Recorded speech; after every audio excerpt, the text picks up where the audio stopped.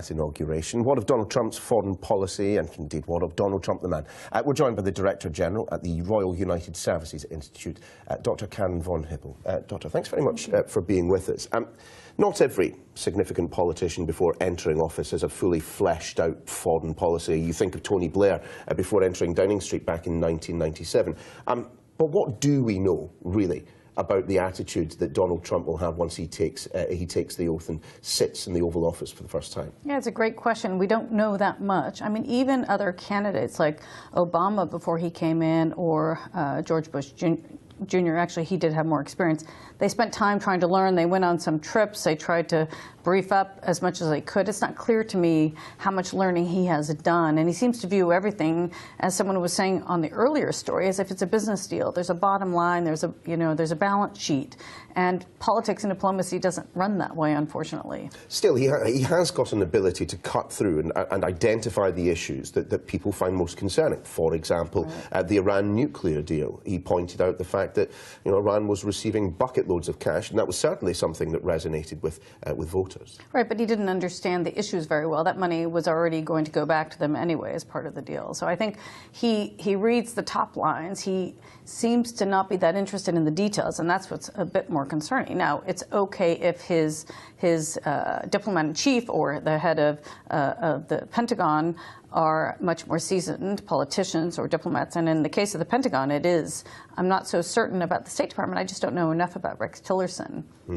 Certainly, Donald Trump is not backward in coming forward about his own achievements. I mean, he talked about NATO. He identified that there was a fundamental funding issue there. And people welcomed that intervention. But do we think he is as committed to the idea of the North Atlantic Treaty as perhaps others might be? Yeah, I mean, I think there's nothing wrong with him questioning some things that people take for granted for many, many years. And it's good to look at our assumptions about alliances, et cetera.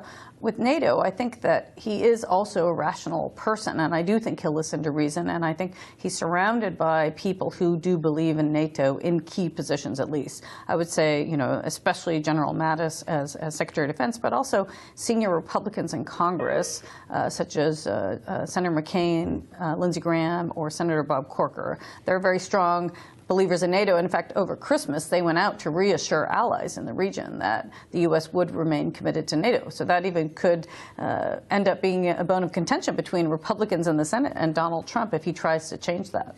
But of course, the relationship that may well come to define his presidency is that between himself and Vladimir Putin. Rumours of a meeting between them perhaps in a few weeks. I mean, what do we make of the linking that he has made between the sanctions put in place by Barack Obama and their possession of nuclear weapons? Yeah, that's another area of concern if he's talking about lifting sanctions without fully understanding the details behind it.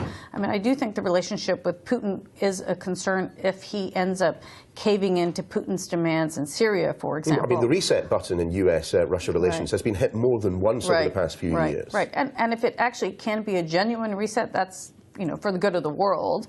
The other area of concern, of course, is China. And he's been pushing quite hard on China. Now, some of the areas you could say, well, let's see what happens with China. We shouldn't just let China roll over everyone because everyone's afraid of China.